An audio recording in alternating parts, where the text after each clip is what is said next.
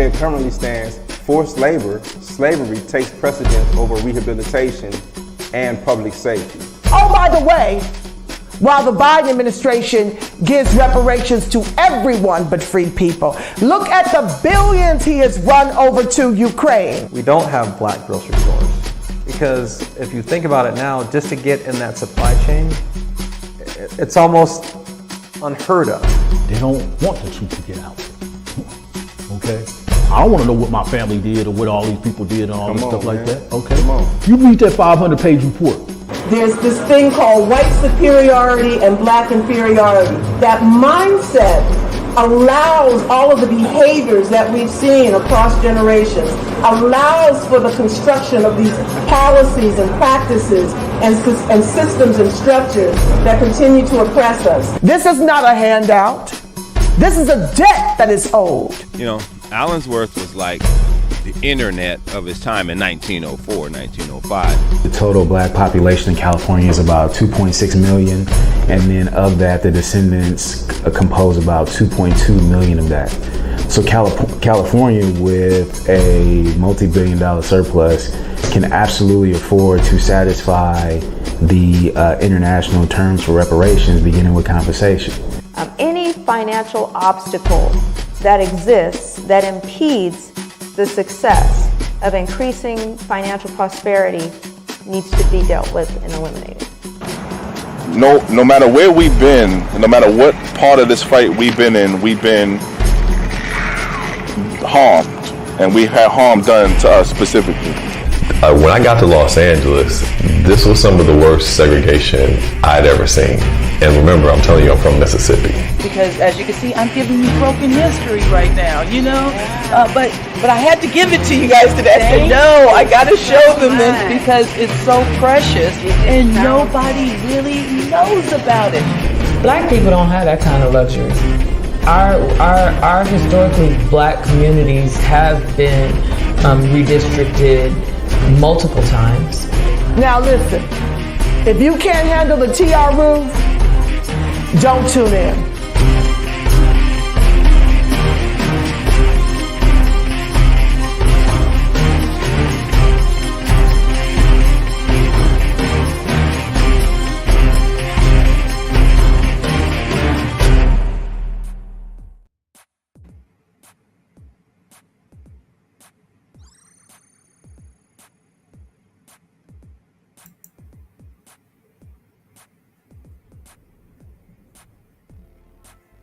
All right, so we are here. We are here. This is in the news. Right now we have the planners out, cut the check, reparations down, manifestations, black cover, and in USA cover. Go on Available, Amazon. Yeah, available on Amazon.com. Cut the check. Yep, make it happen. All right, so some sad news. We have Lynette Hardaway, who is known as Diamond, a Diamond and Silk transition. She was 51, and also Lisa Marie Presley, the daughter of Elvis Presley, mother and singer.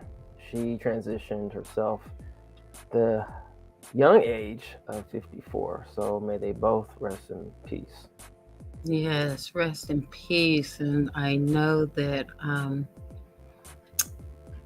there's some controversy surrounding Diamond's transitioning. We'll go over that in a story next. But I believe Lisa Marie was cardiac arrest, if I'm not mistaken, at such a young age. Again, rest in peace. With Diamond here. Diamond and Silk survivor Rochelle Richardson rages at COVID death rumors. Rochelle Richardson of Diamond and Silk has taken to Twitter to vent her frustration at ongoing rumors that claim her sister Lynette Hardaway died of COVID-19. The death of Hardaway, also known as Diamond, of the conservative political duo was announced on Monday evening.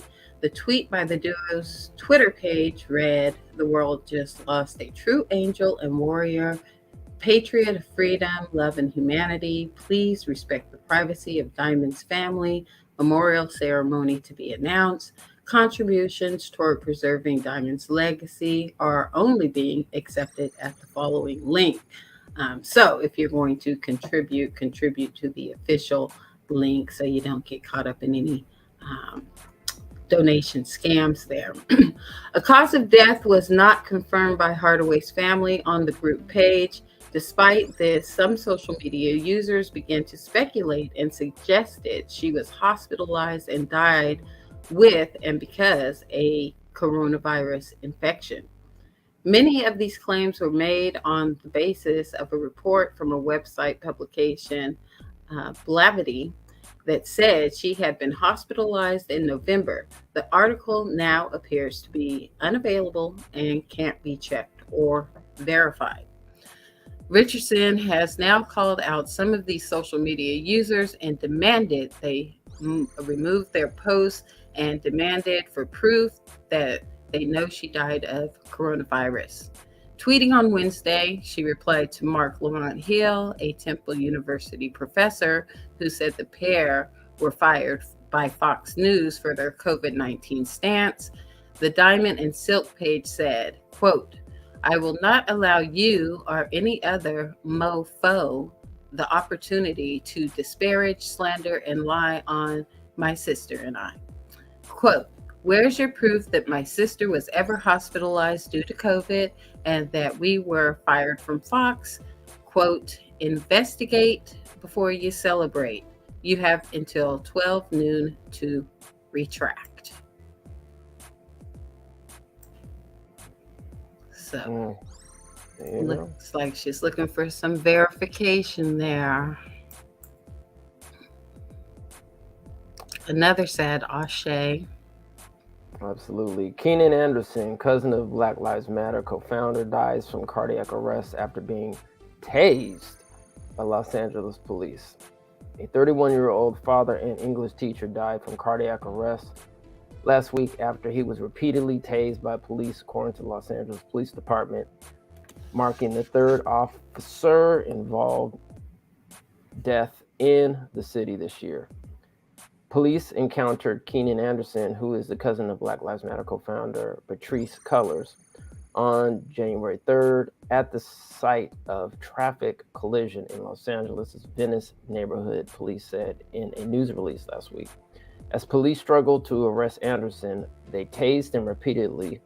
Edited, body-worn camera footage released by police shows. After being arrested, Anderson was brought to a local hospital where he went into cardiac arrest and was pronounced dead, according to police. Cullors said in an Instagram tribute post that her cousin was killed by the LAPD. Keenan deserves to be alive right now. His child deserves to be raised by his father, Cullors wrote in the post. Keenan, we will fight for you and for all of our loved ones impacted by state violence. I love you. Anderson taught 10th grade English at Digital Pioneers Academy in Washington, D.C., according to a statement from the school's founder, Maisha Ashton. Anderson was visiting family in the Los Angeles over winter break, Ashton said. The details of his death are as disturbing as they are tragic, Ashton said in the statement, adding Keenan was a deeply committed educator and father of a 6-year-old son. He was beloved by all. Our community is grieving, but we're also angry that once again, a known, loved, and respected member of our community is no longer with us. Angry that another talented, beautiful Black soul is gone too soon, Ashton said. Detectives from the Police Department Force Investigation Division responded to the scene where Anderson was taken into custody and are investigating the use of force, police said, explaining in the video that the department's policy defines any death of a person in their custody as a categorical use of force. Okay, and as the article states, there is a video to go along with this tragic story. All right. Warning, it's very distressful. All right, let's go. Stop it right now. Turn over. Turn over, I'm gonna tase you. Turn over, or I'm gonna tase you. Turn over, I'm gonna tase you. Yes. I can't. Watch your elbow, partner. You're trying to George Floyd me. You're trying to George Floyd me. Stop it, or I'm gonna tase you.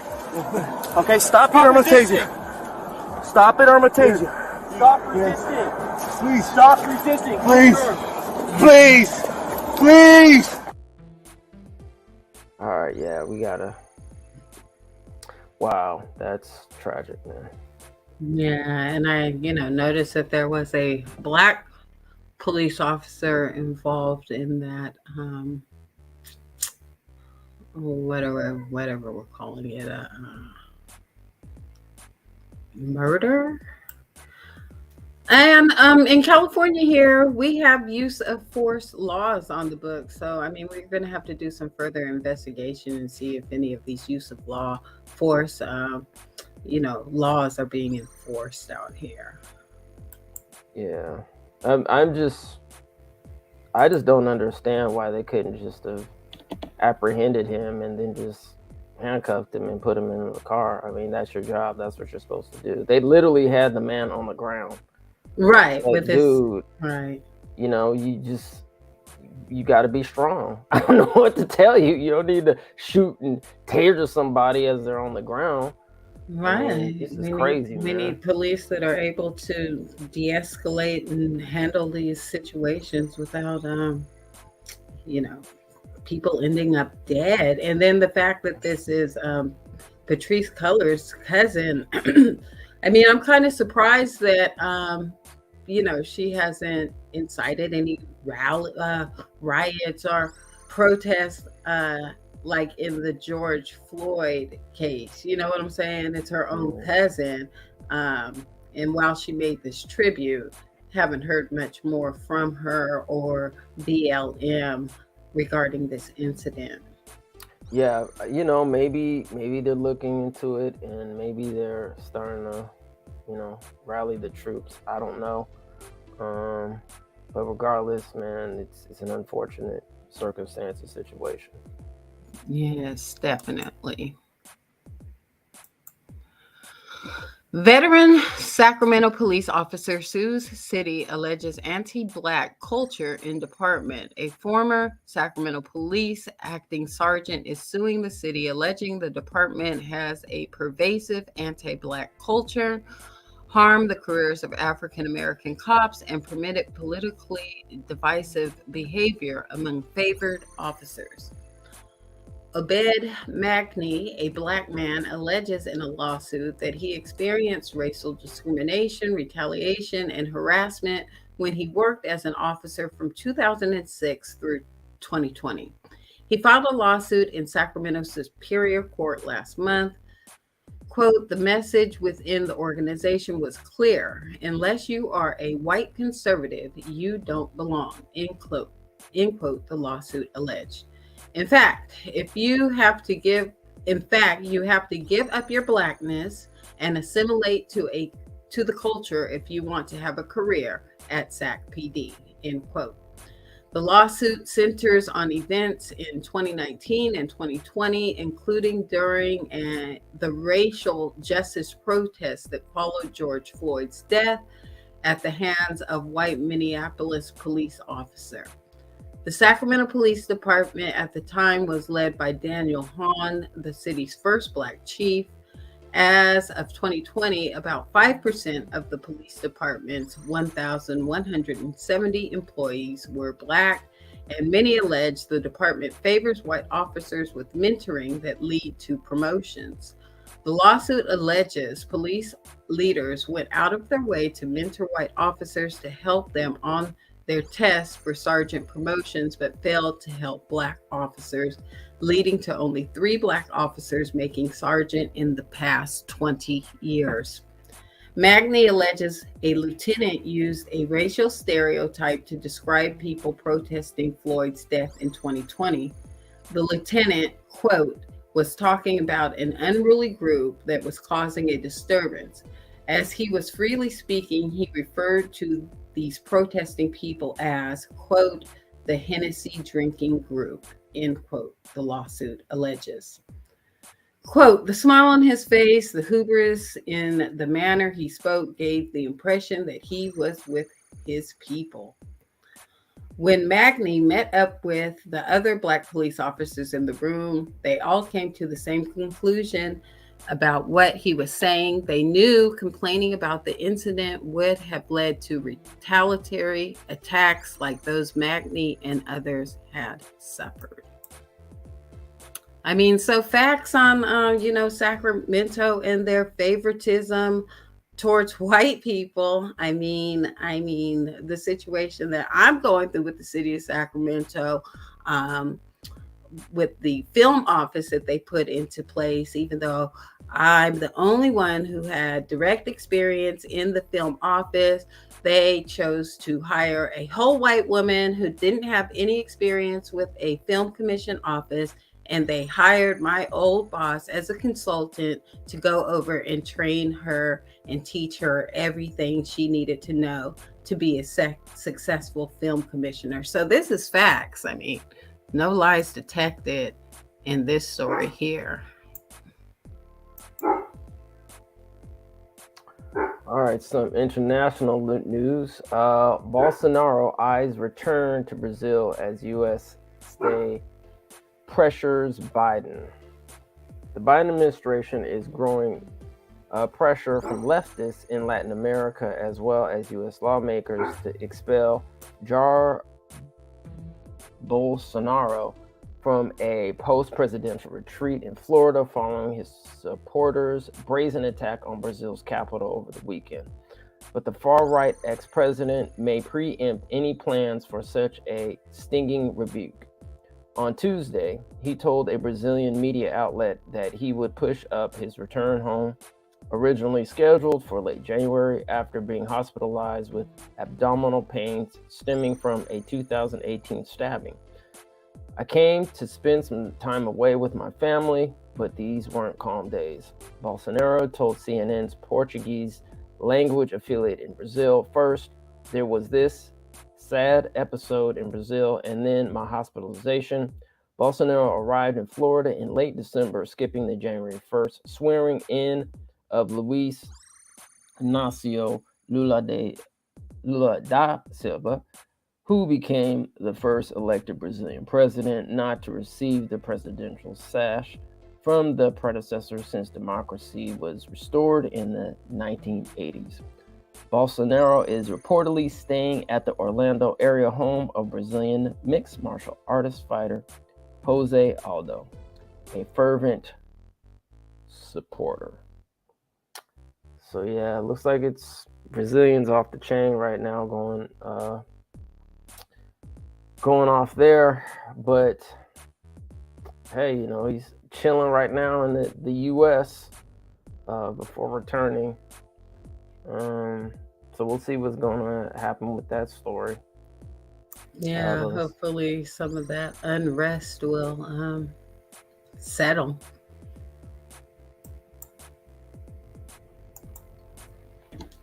Woman ordered to repay employer after software shows time theft.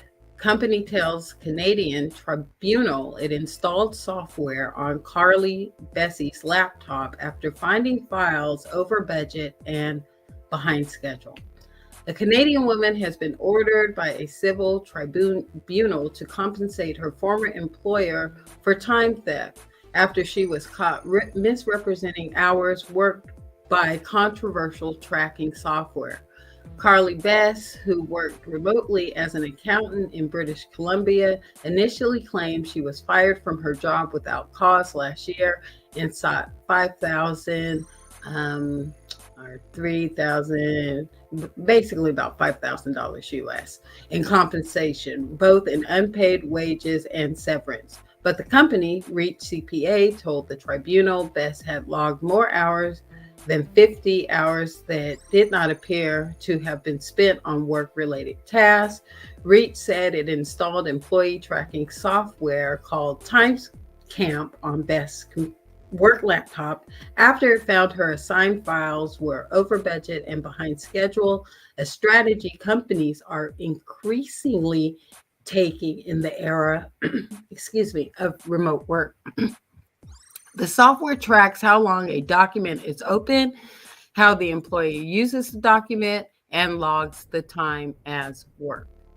So, I mean, this story is happening in Canada, but I think it's something that we should be, at least cognizant of here, in case this type of monitoring software, as they say, is becoming more popular. And it looks like, this is setting a precedence that you may have to pay your employer back some money. Man. All right. As the weekend arrives, relief is nowhere in sight for rain. Wary Californians, as another pair of storms is set to bring additional flooding threats to already soaked parts of the state.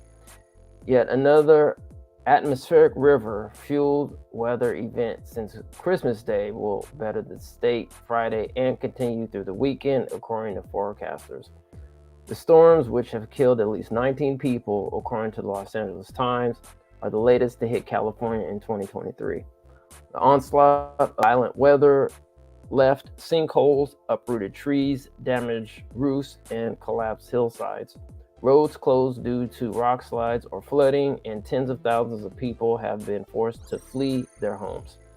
California's heavy rains and snow have likely caused more than $30 billion in damages and economic losses, according to AccuWeather. More than half of the state's 58 counties have been declared disaster areas, said Brian Ferguson, spokesman for the State Office of Emergency Services. Meanwhile, this week, crews worked to reopen major highways that were closed by rock slides, swamped by flooding, or covered in mud, while more than 10,000 people who were ordered out of seaside towns on the Central Coast were allowed to return home, the AP reported. Yeah, stay safe out there. It's wild. A lot of down trees out here in Sacramento. Yeah. FDA vaccine advisors disappointed and angry that early data about COVID-19 booster shot was presented for review last year.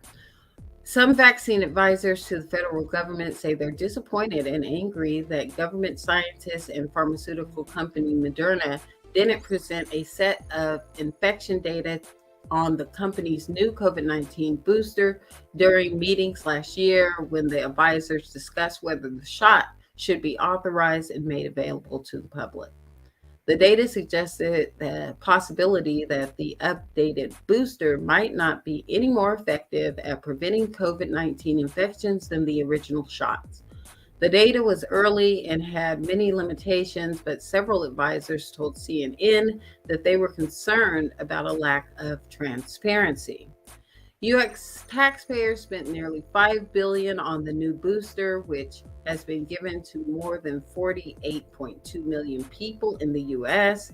Quote, I was angry to find out that there was data that was relevant to our decision that we didn't get to see, end quote, said Dr. Paul Offit, a member of the Vaccines and Related Biological Products Advisory Committee, a group of external advisors that helps the FDA make vaccine decisions.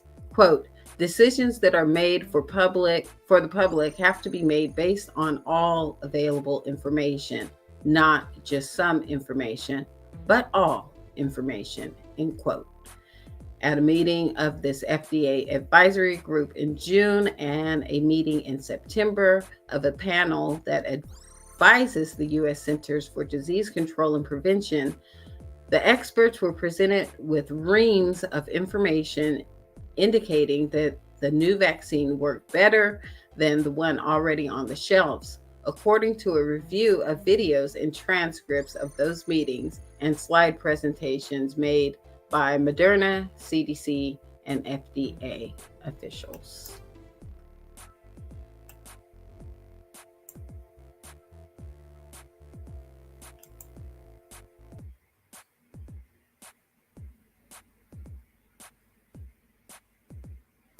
Hello.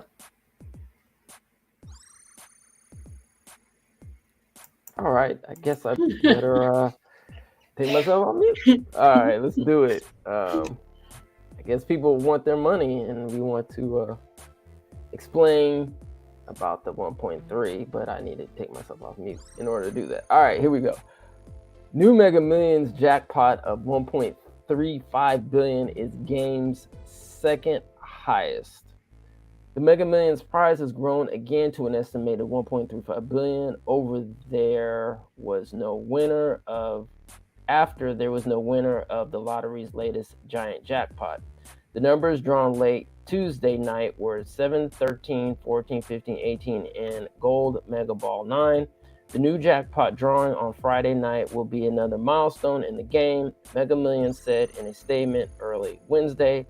Now at 1.35 billion, the Mega Millions jackpot is moving up and making history as the second highest Mega Millions jackpot ever. Pat McDonald, Ohio Lottery Director and lead director of the Mega Millions Consortium, said in the statement the only Mega Millions jackpot larger than Friday's prize is the 1.53 billion won in South Carolina in 2018. Mega Millions said the largest jackpot in the U.S. to date was 2.04 billion Powerball won by a single ticket in California in November. Wow. Dang. The estimated 1.35 billion jackpot in the next drawing would only be distributed to a winner who chooses an annuity paid over 29 years.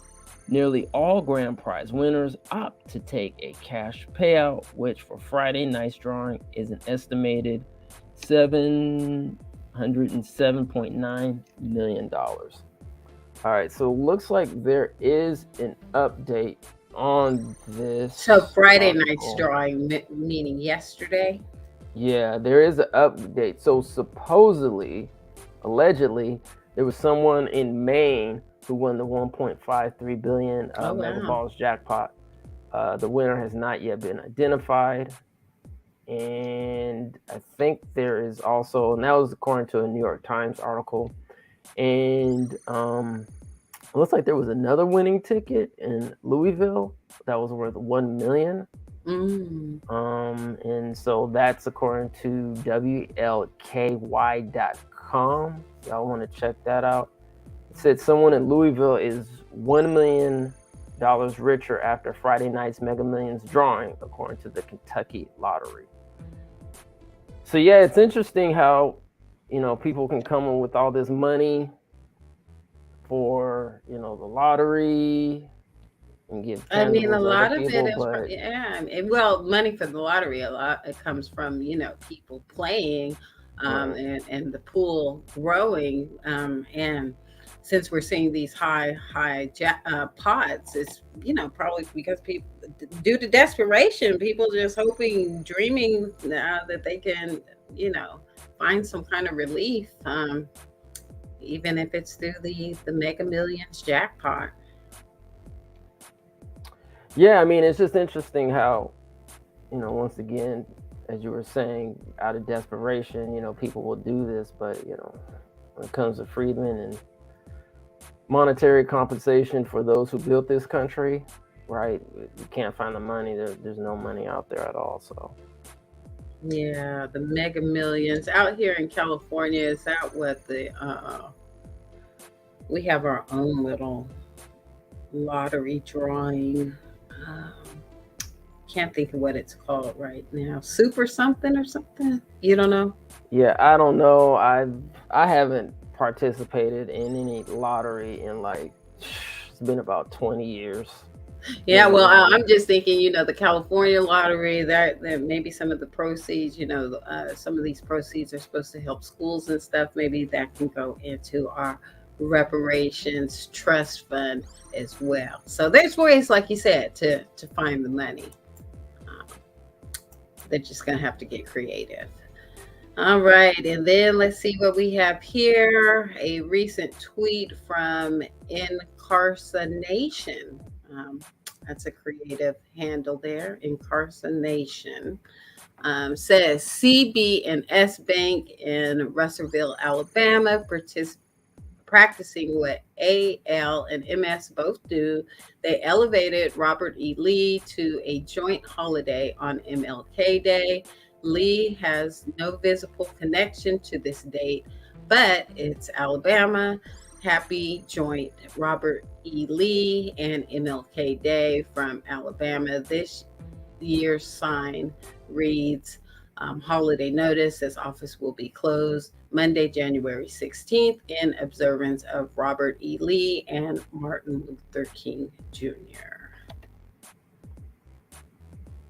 Yeah, shout out to the great Reverend Martin Luther King, Dr. Reverend Martin Luther King Jr. Have you ever heard of this hybrid Robert E. No. Lee, Martin Luther King Day? Man, this is new. And why is even Whoa. Robert E. Lee mentioned first? That's not even alphabetically correct. You know what I'm saying?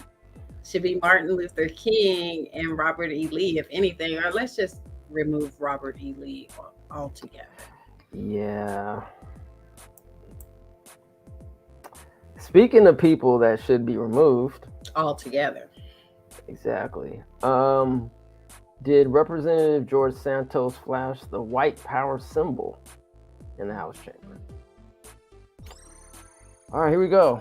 George Santos, the freshly sworn in New York Republican congressman representing parts of the Queens and Long Island, who admitted to embellishing his resume, work experience, and heritage, is already being accused of yet another controversial move, displaying the white power symbol.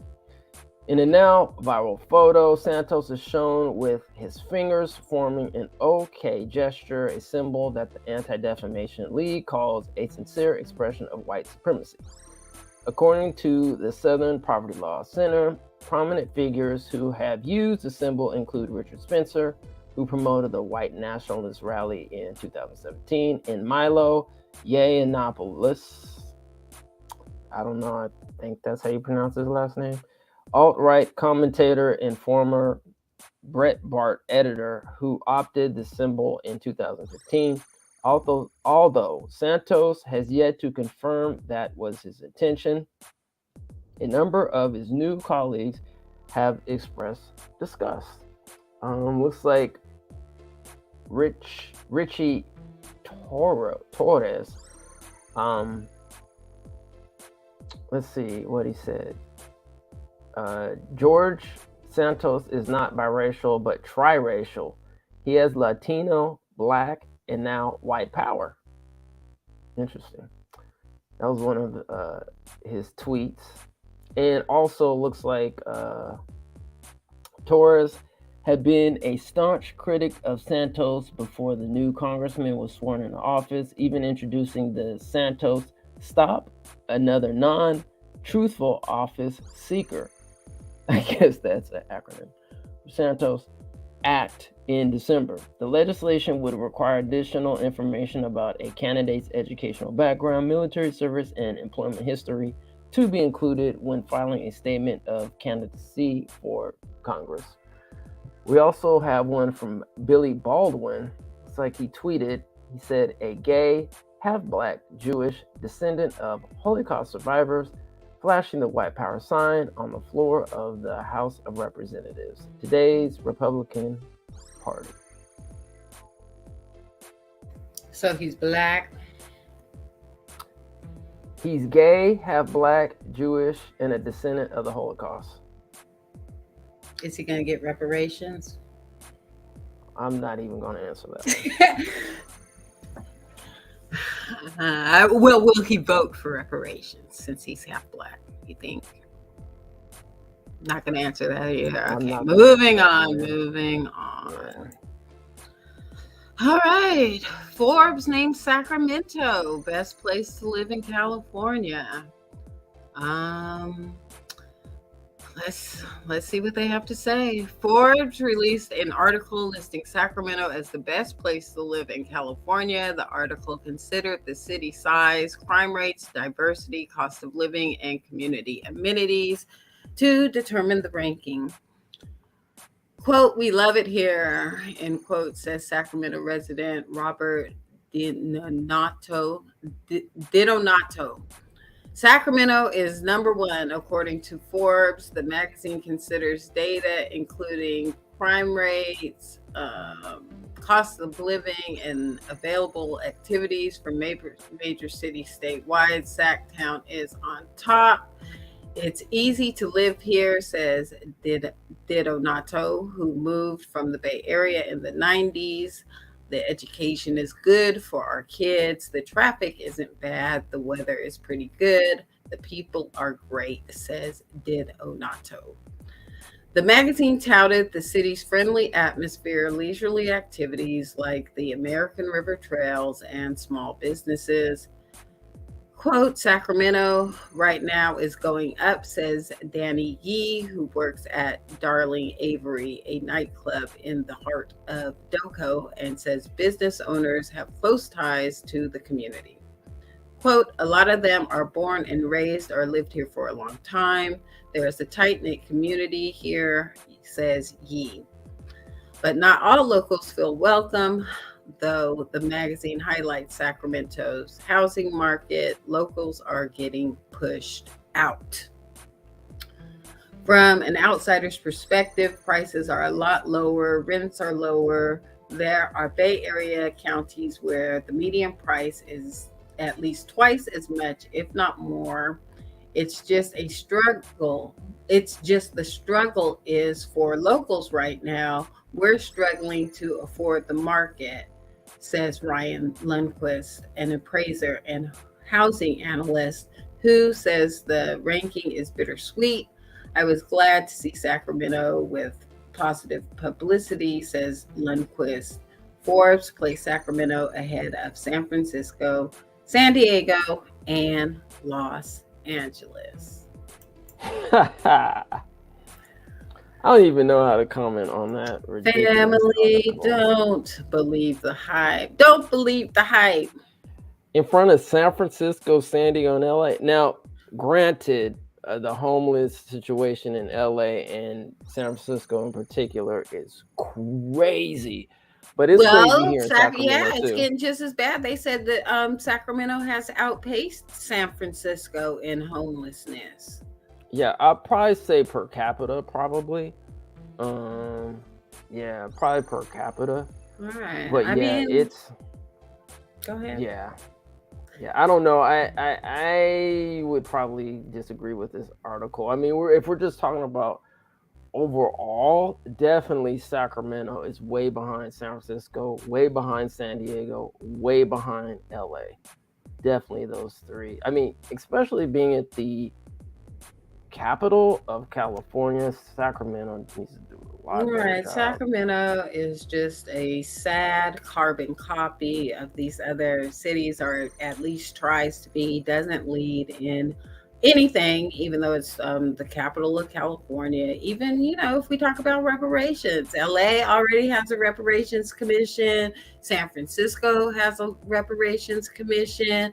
Sacramento is talking about putting something together, but mainly so far it's just been talk. So it's like, you're the capital of California. You should be leading and spearheading this movement, but you're just waiting around to see what LA and San Francisco are going to do. And it might be a nice place to live if you are part of the good old boy nepotism, cronyism club.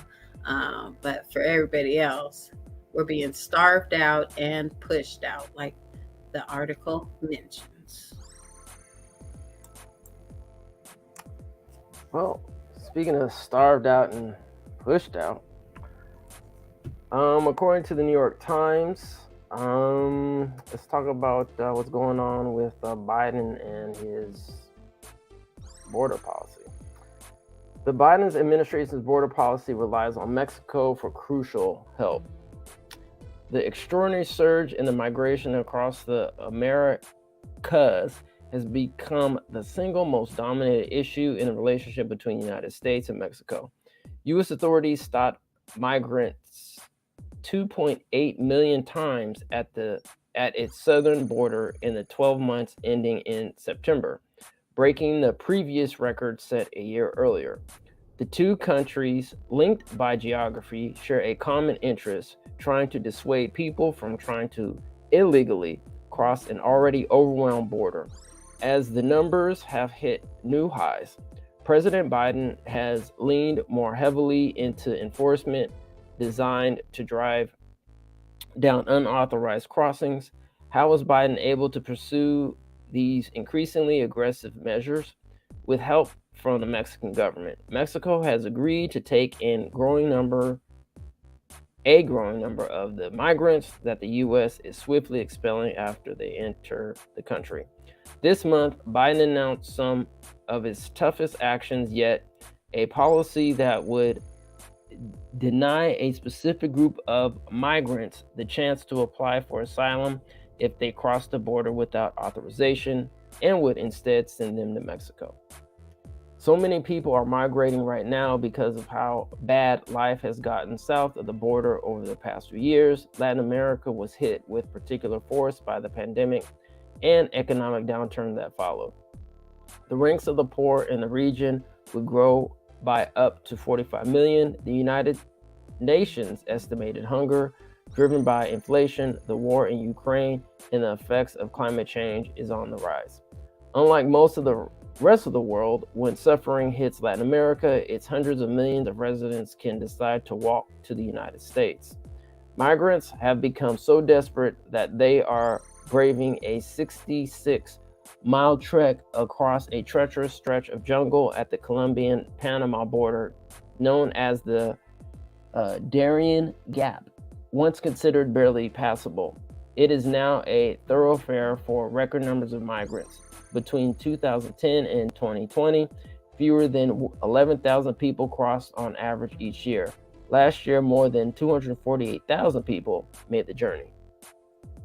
Mexico's government is seeking the same thing as the U.S. to reduce the number of migrants coming through the borders.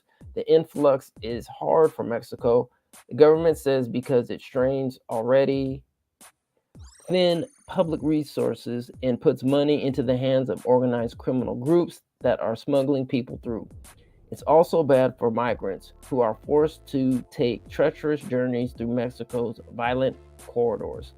Part of Biden's new policy addresses that need. The administration will give up to 30,000 people from the 4 countries the chance to enter the U.S. legally, but only if they don't pass through Mexico and can meet other requirements.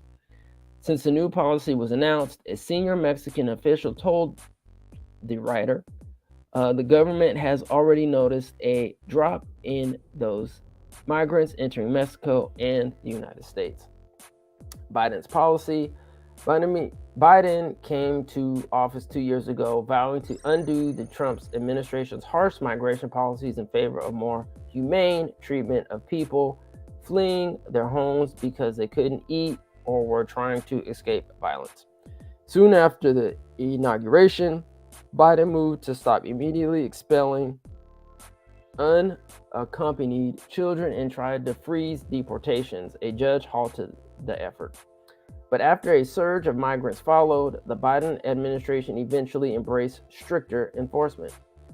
The administration had already benefited from what many consider to be a de facto border wall, a pandemic measure known as the Title 42 that allows U.S. officials to quickly deport migrants who have crossed into the country illegally. But Biden had been effectively prevented from applying that measure to Nicaraguans, Venezuelans, Haitian. Let me start over. But Biden had been effectively prevented from applying that measure to Nicaraguans, Venezuelans, Haitians, and Cubans, for nationalities that have become a growing source of migration. Governments in those countries were making it difficult to send their citizens back home, so Mexico was generally refusing to accept them. Earlier this month, Biden announced that he had found a way to swiftly expel those migrants. Mexico had agreed to receive up to 30,000 of them per month.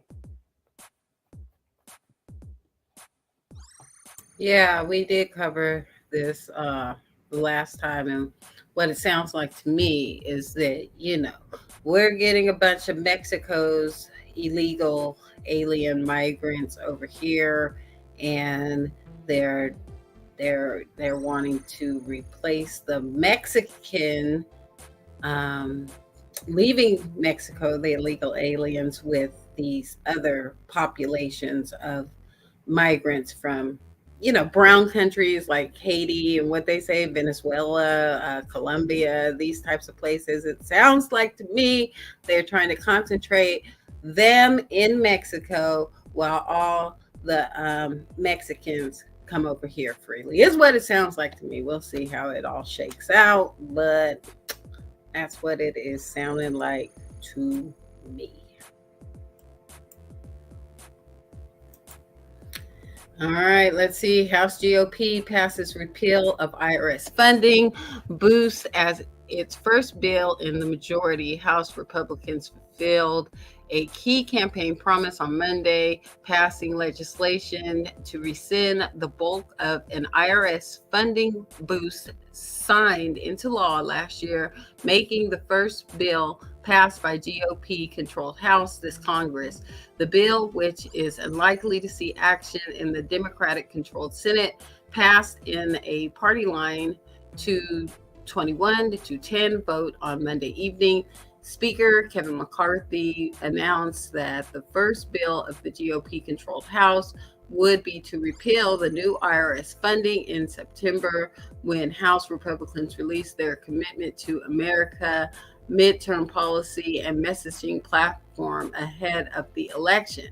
A boost of about 80 billion in IRS funding over a decade, generally aimed at upping high-income enforcement, was included in last year's Inflation Reduction Act, Democrats' sweeping tax, health, and climate bill. The Republican bill, formerly titled the Family and Small Business Taxpayer Protection Act, is barely longer than one page. It directs any unobligated balances of amounts appropriated or otherwise made available to the IRS from the Inflation Reduction Act to be rescinded.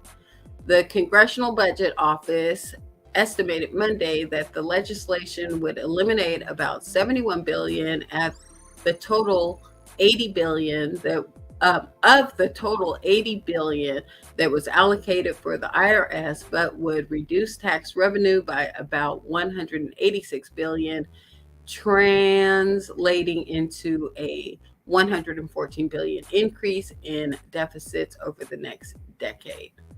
Republicans have repeatedly falsely claimed that the 87,000 new IRS employees who would be added over the course of a decade would be agents. The 87,000 figure comes from a May 2021 Treasury Department compliance report estimating new hires over a decade with the $80 billion funding boost, but only a small portion of the department's current employees are agents, and the department has said the figure accounts for other workers such as customer service representatives and computer scientists, as well as replacements for the 52,000 employees expected to retire or resign within the next 6 years. IRS Commissioner Charles Rettig said in an August letter to members of the Senate that the funds from the legislation would be used to up examination of large corporations and high net worth individuals, and were not designed to raise enforcements for households making less than $400,000. Treasury Secretary Janet Yellen has also said that the agency would not increase audit rates for those taxpayers making less than $400,000. Republicans, however, argued that the directives did not prohibit increased enforcement activity directed at middle and low income taxpayers, and pointed to a CBO analysis that said the funding boost would mean audit rates rise for all taxpayers. They also criticized the legislation for not allocating a larger portion of taxpayer services. The bill stands little chance in the Senate, and the White House said in a statement on Monday that President Biden would veto it if it came to his desk. With the first economic legislation of the new Congress, House Republicans are making clear that their top economic priority is to allow the rich and multi-billion corporations to skip out on their taxes while making life harder for ordinary middle-class families that pay the taxes they owe, the White House said in a statement. Rep. Adrian Smith, the sponsor of the bill, who lost a race on Monday to become chairman of the House Ways and Means Committee, touted the measure during debate on the chamber floor Monday, calling it the first great step in reforming the IRS to become an agency that works for the public. There are numerous reasons to support this bill. It protects families and small businesses. It ensures agencies are funded appropriately. Most importantly, it stops autopilot funding for out-of-control government agency that perhaps most in need of reform, Smith said. Okay, that was a mouthful.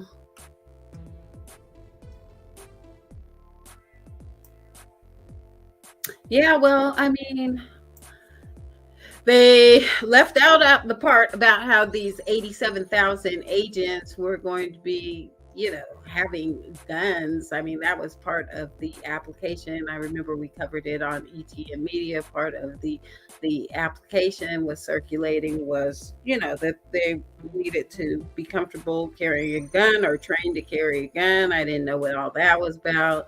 And I was not looking forward to 87,000 IRS agent, gun-toting agents. So, sounds like a good thing to me. Yeah, I mean, according to that article,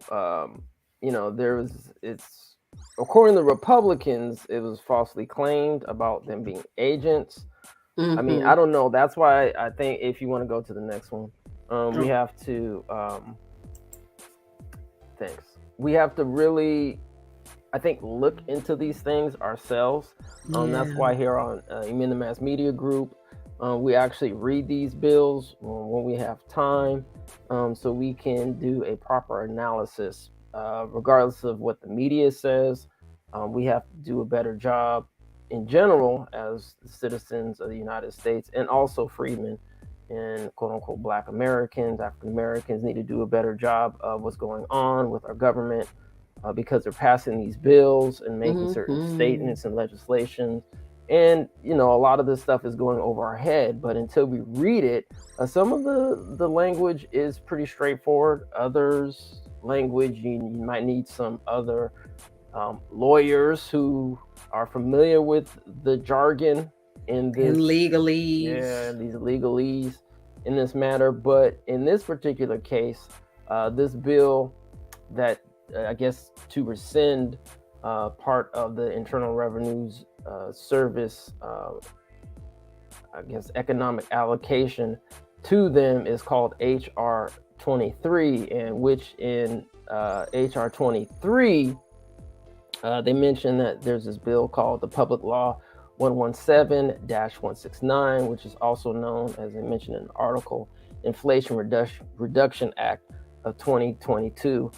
If we do have time, I definitely want to either do a marathon read of this, or at least maybe take out particular parts or focus on certain particular parts within this bill, so we can look at why the Republicans are feeling a certain way, or why the Democrats are feeling a certain way, so we can go ahead and make the proper assessment.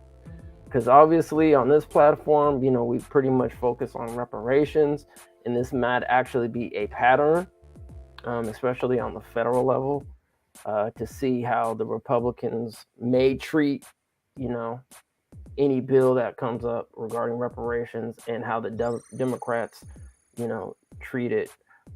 So we'll see what happens with this new Republican-led House, throughout the years, because we definitely need to be on board and informed to see what's going on. Yeah, yeah. And I mean, I know that in this article here, it mentioned that, they weren't going to be going after taxpayers that make under $400,000 a year. But I talked to some small business owners that said, small business owners were not included in that statement. So they were fearful that, these IRS agents or quote agents, whatever. I don't know why they needed to have guns if they're not agents, but thought that they would be coming after small businesses. So yeah, it'll be good to break this down and try to make some sense of it, break it down to a granular level to see what's really going on. All right. And so, in honor of Martin Luther King Day, it looks like Future Monument in Boston Common to honor Dr. Martin Luther King Jr. and wife Coretta Scott King. Boston, the loving relationship between Dr. Martin Luther King Jr. and his wife Coretta Scott King will be immortalized with a permanent memorial on Boston Common.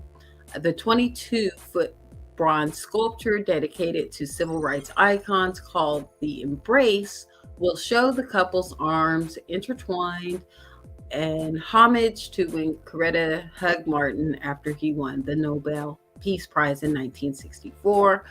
I'm still holding my breath, really, because it doesn't seem real, said Hank Willis Thompson, the artist behind the installation. Thomas, who was selected after a national call for design, said it was important for him to consider the love the King shared when designing a monument about the couple. Quote, he is hugging Coretta Scott King with his kind of exuberance, this joy, this pride. And what I noticed most was how all of his weight was on top of her and how she seemed to be almost lifting him up, end quote, Thomas said. Quote, I thought that was really symbolic of their legacy and their quiet strength and fortitude that carried on for decades after he was murdered. So you can see the statue there. There has been some criticism out in the Twitter streets on this. Let's see. It just keeps getting worse from different angles. Sometimes art like this just ain't it. And as you can see from different angles, yeah, you get different views. Yeah, so. I mean, if somebody was just coming up to this statue, I guess we're gonna call it, and I'd be like, what is this? You know what I mean? You have somebody's arm around, is that right? So somebody's arm, which is supposed to be Dr. Martin Luther King, and then his wife, the great Coretta Scott King as well underneath. So you're supposed to just assume that that's what it is, even though you don't see their faces. When you go to it, it could be any arm, Yeah. One tweet, I didn't grab it, but one tweet said, "What are they going to add the heads next year?" I mean, I don't know. So I guess you really will have to read the placard that they put in place to understand what the heck is going on. That's crazy.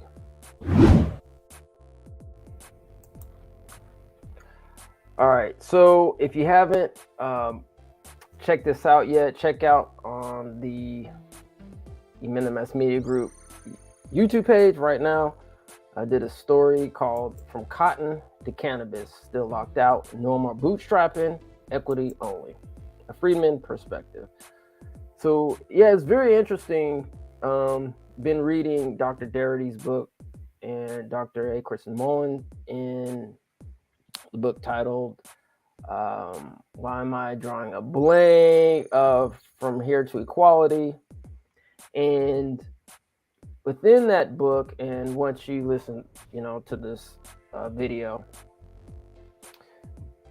in the book he does talk about land theft basically, and dealing with cotton production And it's just interesting how, freemen were locked out then and we're still locked out now with cannabis. So yeah, go check that out. Hopefully it's informative. Hopefully we can, take this information.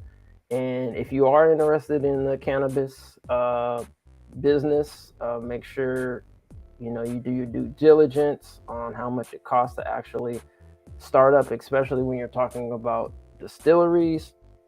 Very expensive, state by state. Need to know your laws. There's a lot of rules and regulations, and when you get in, and when you finally think you might be ready, well, then again, there's also local regulations as well. So yeah, the barrier to entry is extremely high. So that needs to be streamlined. I mean, I think there needs to be some kind of cannabis carve out in our reparations package akin to, the Native Americans in casinos, in my opinion. Yeah. All right, so tomorrow we'll be reading the Repair Act, the Executive Order 1865, which, if I'm correct, was written by NAASD. And so we're going to go ahead and see what that's about. Maybe it might be replacing HR 40. We don't know. But yeah, check us out tomorrow at 10 a.m. Be there or be square. And yeah. We'll read through it together. Yeah, it's going to be a great informative read. So yes, family, come through tomorrow at 10 a.m. and see what happens. See you tomorrow at 10 a.m. But first, take a screenshot here of our 2023 Cut the Check Reparations Now manifestation planners are out and available at Amazon.com. You've got 2 cover choices. So yeah, those QR codes there will take you directly to them. You can purchase those there. We want to manifest our reparations into existence together this year. Absolutely. As a matter of fact, hopefully the replay will be able to capture this, but we'll go ahead and put in the comments the links where you can go and purchase it. But yeah, crazy stuff going on here in the world, but we're here to cover it, and we're here to make sure that we got to keep everybody informed. And if you have some topics that you want to talk about, or heck, even if you want to come on the program, we're open to any ideas. Hit us up at etnmediagroup@gmail.com. That's etnmediagroup@gmail.com, and see where it goes from there. Never know. All right, so I guess that's it for our special Saturday edition of In the News. We will see you tomorrow, Sunday, for another, hopefully good build on the Repair Act. And until then, stay safe and dry, fam. Peace and reparations. The way it currently stands, forced slavery takes precedence over rehabilitation and public safety. Oh, by the way, while the Biden administration gives reparations to everyone but free people, look at the billions he has run over to Ukraine. We don't have black grocery stores because if you think about it now, just to get in that supply chain, it's almost unheard of. They don't want the truth to get out. Okay? I don't want to know what my family did or what all these people did and all this stuff like that. Okay? You read that 500-page report. There's this thing called white superiority and black inferiority. That mindset allows all of the behaviors that we've seen across generations, allows for the construction of these policies and practices and systems and structures that continue to oppress us. This is not a handout. This is a debt that is owed. Allensworth was like the internet of its time in 1904, 1905. The total black population in California is about 2.6 million, and then of that, the descendants compose about 2.2 million of that. So California, with a multi-billion-dollar surplus, can absolutely afford to satisfy the international terms for reparations, beginning with compensation. Any financial obstacle that exists that impedes the success of increasing financial prosperity needs to be dealt with and eliminated. No matter where we've been, no matter what part of this fight we've been in, we've been harmed, and we've had harm done to us specifically. When I got to Los Angeles, this was some of the worst segregation I'd ever seen. And remember, I'm telling you, I'm from Mississippi. Because as you can see, I'm giving you broken history right now, you know? But I had to give it to you guys today. I said, no, I got to show them this because it's so precious and nobody really knows about it. Black people don't have that kind of luxury. Our historically black communities have been redistricted multiple times. Now listen, if you can't handle the TR roof, don't tune in.